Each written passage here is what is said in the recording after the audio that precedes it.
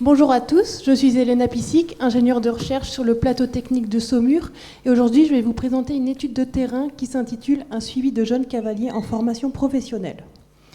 Pour revenir au contexte, cette étude fait suite à plusieurs constatations. Tout d'abord, la prévalence des rachialgies est élevée chez le cavalier professionnel, y compris en début de carrière. Ensuite, on peut rajouter qu'une étude de 2020 a montré que parmi les jeunes cavaliers en formation professionnelle, ceux de première année se distinguent par des douleurs rachidiennes permanentes à pied et à cheval. Face à ce constat, un suivi longitudinal, à la fois biomécanique et physiologique, a été entamé sur le site de Saumur auprès des cavaliers en première année de formation professionnelle. Ce suivi avait plusieurs objectifs.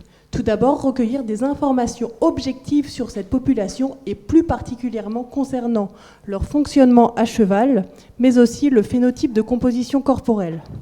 Un deuxième objectif était d'optimiser leur entraînement, à la fois les séances d'équitation, mais également la préparation physique. Enfin, un dernier objectif était d'adapter les emplois du temps des futures promotions de cavaliers dans un but d'amélioration de leur santé. La méthode. Alors, 10 cavaliers en première année de formation professionnelle et universitaire à Saumur ont participé à l'étude. Il s'agit de 8 femmes et 2 hommes. Ils ont été évalués au cours de l'année avec plusieurs outils.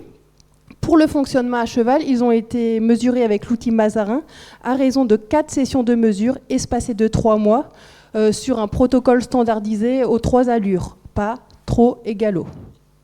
Pour le phénotype de composition corporelle, c'est l'impédance-mètre Z-Matrix qui a été utilisé à raison de 7 sessions de mesure espacées de 6 semaines. À l'issue de chaque session de mesure, les cavaliers et le préparateur physique ont bénéficié des résultats. Pour les résultats, ce qu'on peut dire, c'est que l'action des jambes des cavaliers s'est symétrisée au cours de l'année avec une diminution des forces exercées sur l'étrier droit.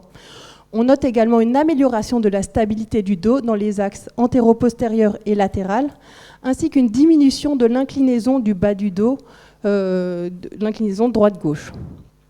Concernant le phénotype de composition corporelle, l'évolution moyenne du groupe indique une stabilité au cours de l'année, même si des variations ont pu être observées liées à des épisodes de Covid ou des périodes d'examen, des variations entre les individus.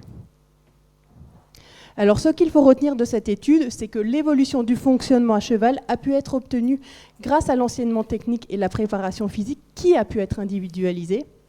Le phénotype du jeune cavalier professionnel obtenu ici constitue une référence car la littérature pour cette population est inexistante.